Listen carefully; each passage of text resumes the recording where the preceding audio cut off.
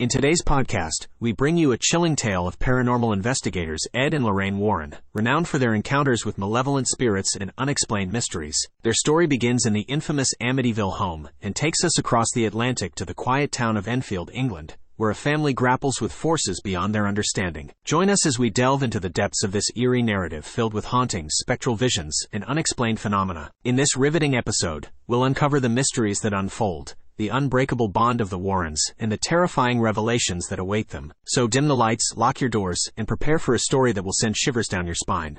Let's begin. Once upon a time, in a world haunted by mysteries and malevolent spirits, there were two paranormal investigators, Ed and Lorraine Warren. Their names were synonymous with the supernatural, and they had faced countless horrors that most people could only imagine in their worst nightmares. One chilling evening, Ed and Lorraine found themselves in the infamous Amityville home, alongside the beleaguered Lutz family. The house bore a dark history, stained with the blood of a gruesome murder. A year earlier, Ronald DeFeo Jr. had mercilessly slaughtered his own family with a shotgun. The Lutz family, now the unfortunate occupants of this house of horrors, claimed to have been besieged by malevolent forces. In an attempt to confront these otherworldly threats, the Warrens decided to conduct a seance. Lorraine, gifted with clairvoyant abilities, ventured into the depths of the supernatural realm during the ritual. Within her vision, she found herself transported to that fateful night of the murders. From Ronald's perspective, she watched in terror as she committed the heinous acts, first against Ronald's parents and then his three innocent siblings. But her torment did not end there. In the dark corners of her vision, Lorraine encountered a sinister, demonic entity taking on the form of a nun. A man's life ebbed away before her eyes. The sheer horror of it all compelled her to scream, and it was only through Ed's steady hand and comforting presence that she was drawn back to the realm of the living. Fast forward 3 years, the Warrens found themselves in Enfield, England, drawn by another haunting that defied all logic. In this quaint English town, a young girl named Janet Hodgson was at the heart of the mysterious occurrences. She was often seen sitting outside her school, her quiet moments disrupted by her friend Camilla's clandestine smoking breaks. Their peaceful routine was shattered when a stern teacher discovered their secret and confiscated the cigarette, taking a defiant puff herself. Janet's life was far from idyllic. She shared her home with her older sister Margaret, her younger brothers Johnny and Billy, and their struggling mother Peggy. The Hodgsons were trapped in the clutches of financial hardship, exacerbated by the absence of their father, who had left them for a neighbor. Billy, the youngest of the siblings, bore the burden of a speech impediment that made him an easy target for schoolyard bullies. Peggy grappled with self-doubt as she navigated the challenges of single parenthood. In the stillness of the night, within the walls of their modest home, the Hodgson sisters lay in their shared room, their lives forever changed by an eerie presence. Janet sensed it first, a looming darkness that whispered in her ear. At first it sounded like her own voice, but soon the sinister whispering grew into a growling, raspy voice that declared, "This is my house." Margaret, initially dismissing it as childish mischief, was jolted from her skepticism when she saw Janet standing beside her bed, the voice of an older man echoing the ominous claim. The flip of a light switch revealed nothing, but it was enough to convince Margaret to keep the lights on. Meanwhile, on the other side of the Atlantic, the Warrens found themselves guests on a talk show, invited to discuss the horrors of the Amityville case. As they shared their experiences, another guest callously dismissed their work as a hoax and criticized Lorraine's alleged clairvoyant abilities. Ed, unable to contain his anger, engaged in a heated argument with the skeptical man. It was only Lorraine's calming presence backstage that kept his temper in check. Back in Enfield, the Hodgson family's life was a far cry from the paranormal drama of the Warrens. Janet and Billy sought solace in a simple turntable, their innocent laughter punctuating the stillness of their home. As the children drifted off to sleep, Janet tied her arm to the bed, a ritual meant to offer some semblance of security. But the eerie occurrences persisted. Janet found herself on the living room floor, unable to account for how she got there. Billy too ventured through the house, discovering a toy fire truck inexplicably out of place. He rolled it into a tent in the hallway, but the night held a dark secret. Moments later, the toy reappeared in his room, setting off a chain of events that led to a thunderous groan. Terrified, Billy fled to his mother's room, while Margaret heard an unsettling pounding at her door. When she bravely opened it, there was no one to be seen. It was Janet who returned, vehemently denying any involvement in the eerie knocking. The next day, the supernatural activities intensified. Janet, in front of the television, witnessed the channels changing on their own, while the remote mysteriously vanished. Her quest to find it led her to a ghostly figure emerging from the shadows, growling the ominous words, "My house." In sheer terror, she sprinted back to the safety of the couch. That evening, the Hodgson family was once again thrust into a nightmare. Janet found herself on the bedroom floor, seemingly hurled there by an unseen force. She recounted her fears to Margaret, and their night descended into chaos. Their beds shook violently, and terrified screams echoed through the house. The girls fled to Peggy's room, but their terror only escalated when they discovered their dresser thrust hard against the door, sealing them in. In search of refuge, the Hodgsons sought sanctuary with their neighbors, the Nottinghams. As Peggy summoned the police to investigate the inexplicable events in her home, the officers initially found nothing amiss. However, their skepticism was shattered when a chair moved on its own, leaving them baffled and unnerved.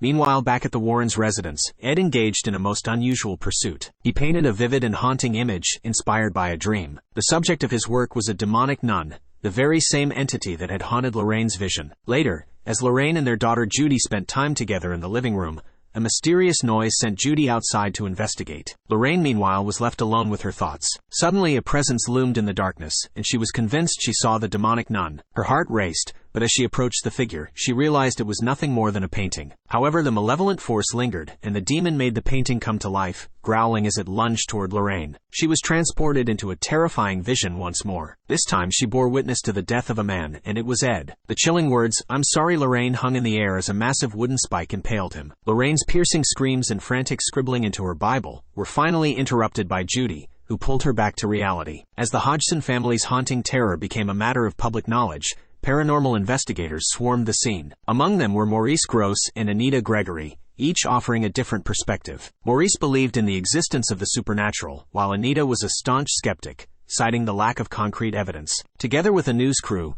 they gathered in the Hodgson home for an interview with Janet and Margaret. During the interview, Janet, when unobserved, began speaking with the raspy voice of an older man. He introduced himself as Bill Wilkins, a 72-year-old, and demanded that everyone vacate his home. In the Nottingham home, the Hodgson children were forced to sleep in the living room. As the rest of the family slumbered, Billy embarked on a solitary exploration of the house. What he encountered was the stuff of nightmares, a monstrous creature that took the form of the Crooked Man. This eerie being recited the nursery rhyme in a chilling, twisted manner, sending Billy into a panicked flight to inform his family. To their horror, Janet emerged with the creepy voice, reciting the rhyme and unleashing a sound so terrifying that it shattered the glass in the room. She then collapsed, foaming at the mouth.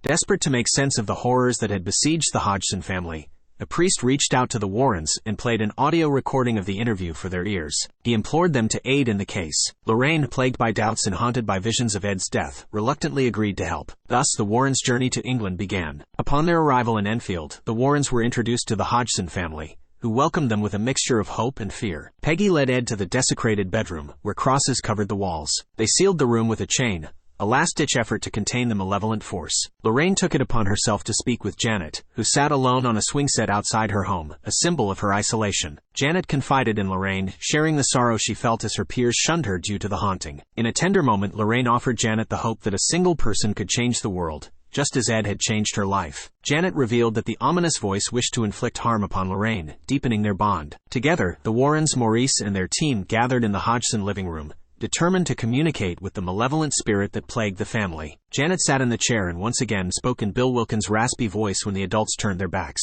Ed used his cross necklace to confront Janet, causing Bill's voice to grow distressed. He uttered incoherent words, and then a sudden calm descended. As the investigators compared notes and evidence, Anita remained skeptical, suggesting that Janet might be orchestrating an elaborate hoax. Ed, too, grappled with doubt. The Warrens remained in the Hodgson home for the night. Janet found herself alone in the room with the crosses, her surroundings cloaked in eerie stillness. The crosses, however, began to turn upside down, and Janet was suddenly overtaken by Bill's ghost. Her screams pierced the silence, alerting the adults, who rushed to unlock the door and rescue her. On another night, Peggy led Ed to the basement to inspect a water issue that had flooded the space. Peggy believed she saw a ghostly presence behind Ed, but as he ventured into the water, Bill's apparition emerged, grasping Peggy with icy ethereal fingers. Ed fought to free her from the spectral grasp.